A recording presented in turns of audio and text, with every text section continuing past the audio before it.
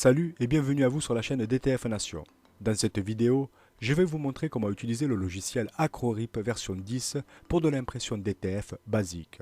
Et je vais ici me baser sur l'imprimante Epson L805 qui est une imprimante A4 et qui est souvent utilisée par les personnes qui se lancent dans l'impression DTF.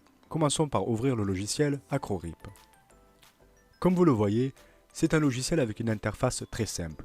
Malheureusement, il n'est pas en français, mais ne vous inquiétez pas, même si vous ne parlez pas l'anglais, il est très facile à prendre en main. En haut à gauche, vous avez donc le titre du logiciel, qui ici se nomme DTG-RIP. C'est tout à fait normal, le logiciel a tout simplement changé de nom, mais il est toujours connu sous le nom de AcroRip.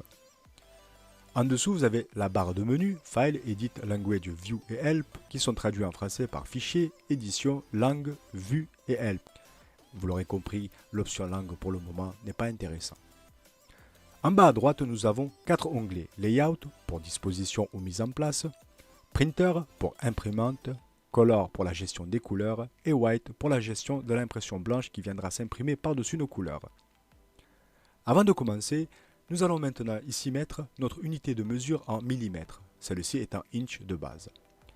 On va aller sur File, on va glisser la souris sur Unit pour unité et nous allons venir tout simplement cliquer sur millimètres. Comme vous le voyez, j'ai ici donc l'unité de mesure en millimètres. Ensuite, je vais venir ici indiquer la dimension d'une feuille A4. Et pour savoir la dimension d'une feuille A4, c'est très simple. Vous tapez sur Google « dimension feuille A4 » et vous avez automatiquement la réponse. Et ça fonctionne pareil pour les feuilles A3. Et on va venir indiquer cela ici dans les cases Width et Height de Paper Size. Donc pour Width, nous allons mettre 210 qui est donc la largeur et appuyer sur la touche Entrée. Pour 8, on va mettre 297 et appuyer sur la touche Entrée. J'ai donc ici une feuille A4. Il est possible d'ajouter des grilles. Et pour cela, c'est facile. Vous allez sur View et vous allez cocher la case ici Grid. Ensuite, cette petite fenêtre s'affiche et c'est là que vous allez pouvoir mettre les dimensions de vos petits carrés. De base, ces petits carrés font 10 mm de haut par 10 mm de large, mais bien entendu, vous pourrez les personnaliser si vous le souhaitez. Et pour les afficher sur la feuille, vous devrez cocher la case Show Grid. Ensuite, vous cliquez sur OK. Nous allons maintenant pouvoir ajouter notre image à notre feuille virtuelle. Et pour cela, vous cliquez sur File, ensuite Open, qui veut dire ouvrir. Vous allez récupérer votre image. Alors cette image que j'ai créée est en PNG, mais sachez que le logiciel prend plusieurs extensions et je vais vous mettre ici toutes les extensions prises en compte par le logiciel. Une fois que j'ai trouvé mon image, je vais la sélectionner tout simplement et je vais cliquer ici sur Ouvrir. Et bien entendu, selon la puissance de votre ordinateur, ça peut prendre une demi-seconde comme prendre plusieurs secondes. Je vais donc ici agrandir mon image et pour cela c'est facile, je vais juste venir prendre soit l'angle, soit ici et je l'agrandis comme j'ai envie. J'ai donc ici mon image et je vais utiliser ici dans l'onglet Layout les petits boutons pour pouvoir centrer mon image, soit la mettre en haut à gauche, en haut à droite ou la centrer sur ma page. Pour cet exemple, je vais tout de suite la mettre centrée en plein milieu de la feuille en cliquant sur Center to Page, ici. Ensuite, vous avez Output Size. Alors, Output Size, c'est la dimension de mon image lorsqu'elle sera imprimée. Alors, celle-ci est de 183 par 64. Donc, si je la rapte ici, vous voyez, forcément, les dimensions vont être plus petites. Elle fait 96 par 33 maintenant. Donc, ça peut être utile si vous avez vraiment une image à imprimer avec une certaine dimension. Ici, vous avez Equal Proportion. Alors, Equal Proportion, elle est sur True de base. En fait, regarde, je vais prendre n'importe quel petit carré autour de ma sélection bleue pour agrandir ou rapetissir mon image. Vous voyez, je ne perds pas la proportion de l'image. Alors, ça peut être très intéressant quand c'est un rond, d'accord? Je ne perds vraiment pas la proportion de l'image. Maintenant, je vais passer Equal Proportion de True à False. Et regardez ce qui se passe maintenant. Voilà, je peux agrandir comme j'ai envie le carré. Alors, bien évidemment, ce n'est pas une bonne chose parce que je perds complètement les proportions et en plus ce serait pire si c'était une image ronde. Donc je vais revenir ici et remettre True, comme ceci. Je vais l'agrandir un peu, voilà. Ensuite nous avons ici Repeat. Alors Repeat c'est très intéressant si par exemple vous voulez imprimer une image plusieurs fois sur la feuille A4 afin de faire des économies. Alors pour faire un Repeat X, ça veut dire que je vais cloner cette image sur la droite. Vous l'aurez compris, la dimension de l'image ne le permet pas. Par contre, je vais pouvoir la cloner vers le bas. Et pour cela, ça va être Y ici.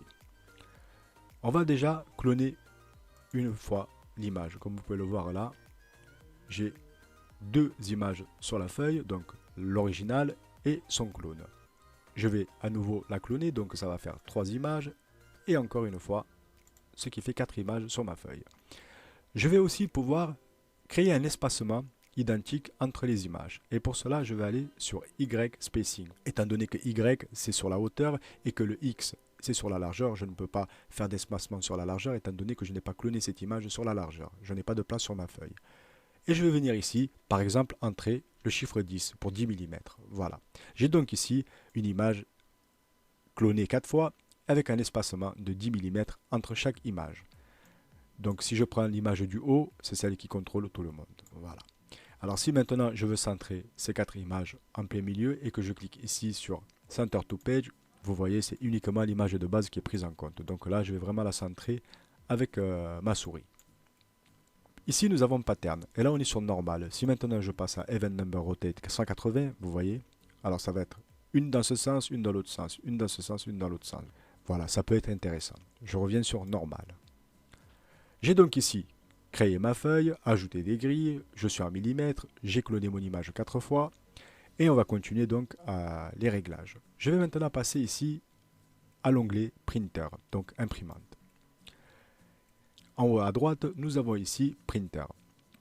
À la ligne Printer, nous avons Rip Boost. Alors Rip Boost, c'est en fait une option qui est uniquement fonctionnelle avec l'Epson L1800. D'accord? Ça vous permet en fait de gagner 40% de vitesse sur vos impressions. Alors, je vais cliquer ici à côté du titre Rip Boost, vous voyez cette petite flèche qui apparaît, et je vais venir ici sélectionner mon imprimante dans la liste des imprimantes compatibles avec le logiciel AcroRip version 10. Et comme j'utilise la L805, je la sélectionne. Puis dans Port ici, je vais mettre mon port USB, donc mon imprimante USB réelle connectée à mon ordinateur. Donc celle-ci est la LPT1. Je sélectionne donc Epson L800 série, comme ceci. Ici, vous avez l'option Check Paper Size, laissez-la sur Off. Ici, nous avons Setup, donc pour gérer la résolution des images. Alors, résolution White, elle est à 720 par 1440. Alors, moi, personnellement, je vous conseille 1440 par 720, comme ceci. Et résolution Color, je vous conseille aussi 1440 par 720. Bien entendu, si votre imprimante est capable d'imprimer à 5760 par 1440 dpi, sélectionnez cette option.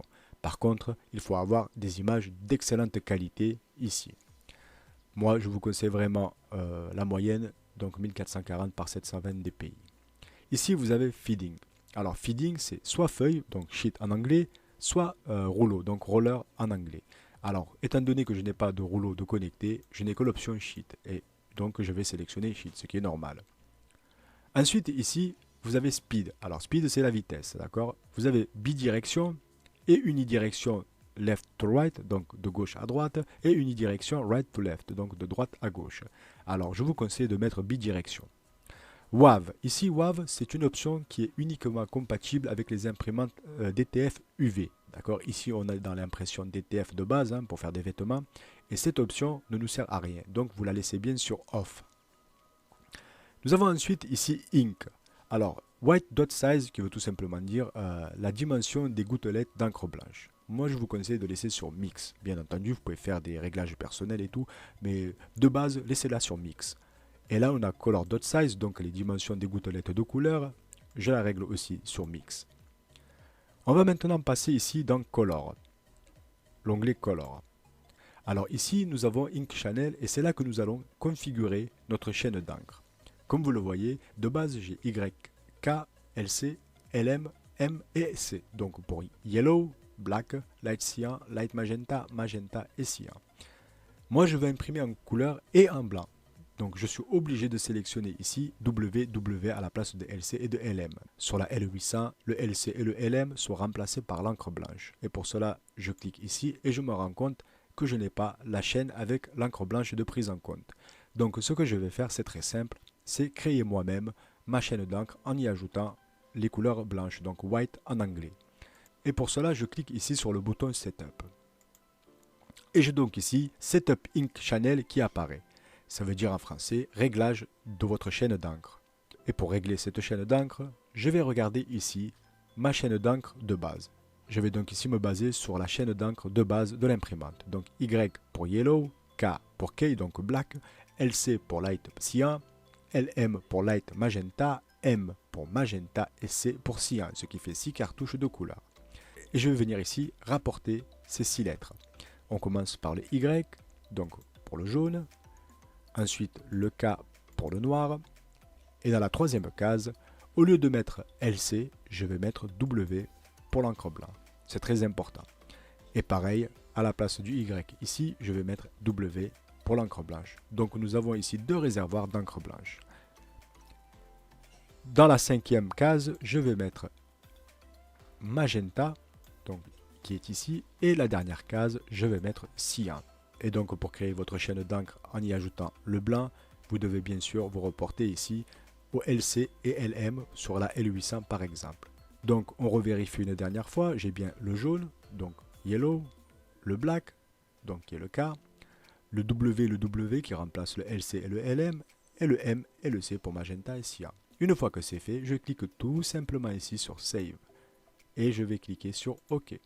Et donc là, vous voyez, j'ai maintenant ma chaîne d'encre avec les blancs de pris en compte. Et bien entendu, il faut toujours sélectionner cette chaîne d'encre.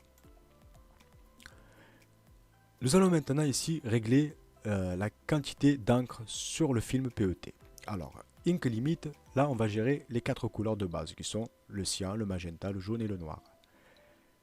Je vous conseille de travailler entre 45 et 60%.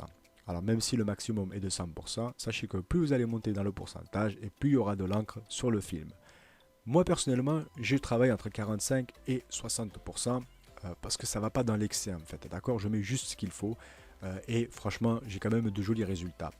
Faites des tests, prenez par exemple des vieux tissus qui traînent à la maison, faites des tests, par exemple mettez 70%, 80% d'encre de couleur, sur la même image mettez 45 ou 50% et voyez par vous-même au final après avoir transféré votre image sur un textile et jugez par vous-même par rapport au toucher, par rapport à la colorimétrie de votre image, etc. C'est très important. Moi en tout cas je vous conseille entre 45 et 60%. Et pour cet exemple je vais mettre 50%. Ensuite ici, nous avons l'encre blanche. Je travaille aussi entre 45 et 60%. Et comme j'ai mis ici 50% et que j'aime les chiffres ronds, je vais tout simplement mettre ici 50%. D'accord? Bien entendu, rien ne vous empêche de mettre 60% ici ou 70% et de laisser ici 50 ou mettre plus. Nous avons maintenant ici une onde pour régler en fait la sensibilité de la couleur. Je vous déconseille de toucher à ceci. D'accord? C'est-à-dire si vous cochez la case bleue ici, vous allez pouvoir en fait modifier l'onde de couleur. Ce que je vous déconseille fortement. Ne travaillez uniquement qu'avec ici Ink Limit, donc les 4 petites couleurs là, et donc la couleur ici. Donc les réglages doivent vraiment se faire dans cette case et cette case. Ces 4 cases sont vraiment très sensibles. Je vous déconseille fortement de les cocher et de travailler l'onde de sensibilité des couleurs. Assurez-vous d'avoir input et output à 0 et brightness et contraste à 100%. Ici, vous avez l'option profil de couleur. Si par exemple, vous avez acheté une encre avec un profil de couleur spécifique et que vous l'avez installé, ici, vous cliquez sur ICC Profil, vous cochez la case Use, vous venez sélectionner votre profil de couleur, vous sélectionnez votre mode d'impression, alors perceptuel, relatif colorimétrique, saturation, mais généralement, le perceptuel revient souvent dans la sublimation et dans le DTF. Je clique OK ensuite. Voilà, j'ai donc mis en place mon profil de couleur. Alors là, c'est les Photoshop 5 défauts. Ce sont les profils de couleur de base offerts par le logiciel. Vous pouvez bien sûr en installer. C'est très facile. J'ai fait un document que je vous ai mis dans le descriptif de la vidéo qui vous montre comment installer un profil de couleur dans AcroRip. Une fois que vous avez réglé votre profil de couleur, son mode d'impression, on va pouvoir passer ici à l'onglet White. Alors l'onglet White, c'est la couche inférieure de blanc, c'est-à-dire votre couche primaire d'encre blanche. Et nous allons tout de suite ici cocher la case White.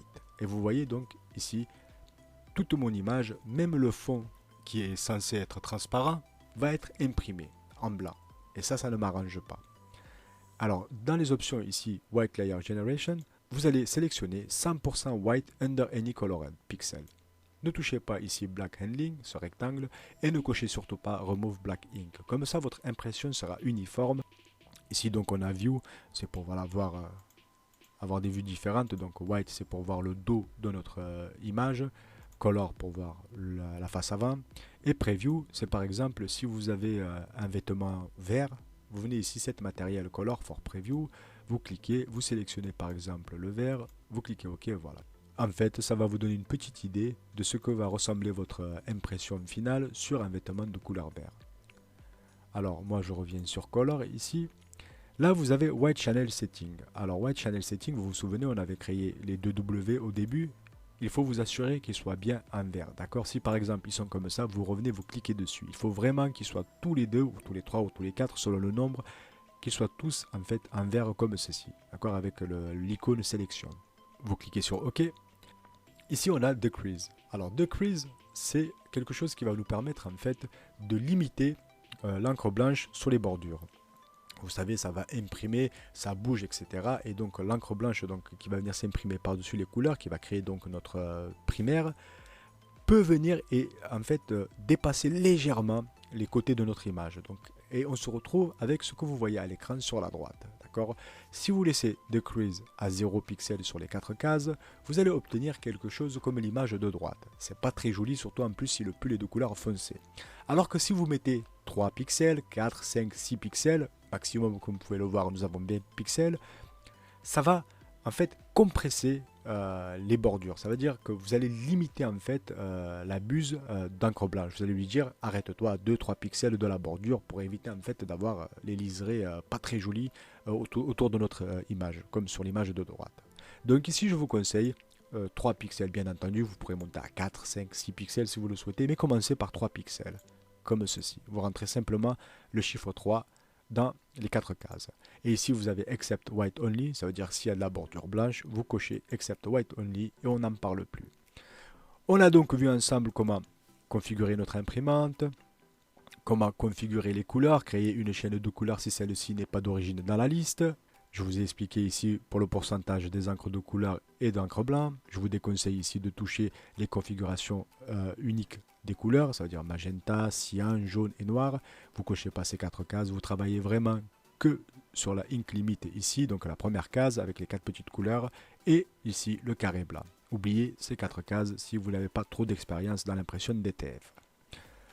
Bien entendu, input et output sont à 0. Voilà, c'est vraiment des choses à bien vérifier avant de lancer l'impression. Mais là, en fait, on n'a pas encore fini. Il reste certainement le réglage le plus important, c'est le réglage de fin.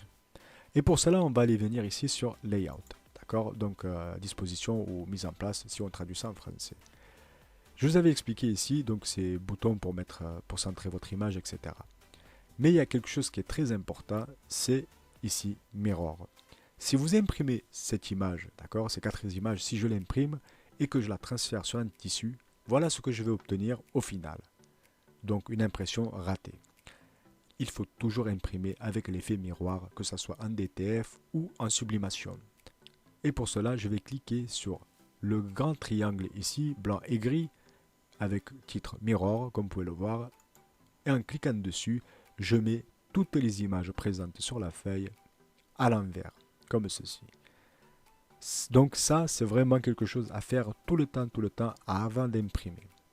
Avant de lancer la procédure d'impression, je vais quand même vous montrer quelques dernières petites options d'un fichier. Page Margin Setup, je vous déconseille d'y toucher, d'accord? C'est pour régler les marges de vos pages. Donc ça, vraiment, moi je ne le fais pas, je vous déconseille de le faire.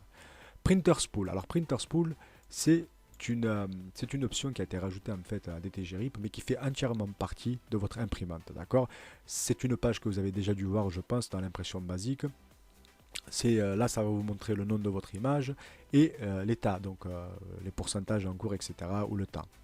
Et cette page, généralement, on l'avait en bas à droite sur la barre des tâches, et pour y accéder, c'était un peu embêtant. Maintenant, c'est sur File, et vous cliquez tout simplement ici sur Printer Spool. Ensuite, ici, il a ajouté Nozzle Check et Heat Cleaning. Donc Nozzle Check, ça veut dire vérification des buses, et Heat Cleaning, ça veut dire nettoyage des têtes d'impression. C'est bien qu'il soit là, mais ce n'est pas que ça comme maintenance dans le DTF, d'accord? C'est cool que ça soit là. C'est encore une fois 2 options que vous avez de base depuis votre gestionnaire d'impression, mais la maintenance dans le DTF ne s'arrête pas qu'à ces 2 options. Ensuite, ici, vous avez Print Out Size, Revision et Dry Mode. Ça, vous ne touchez pas.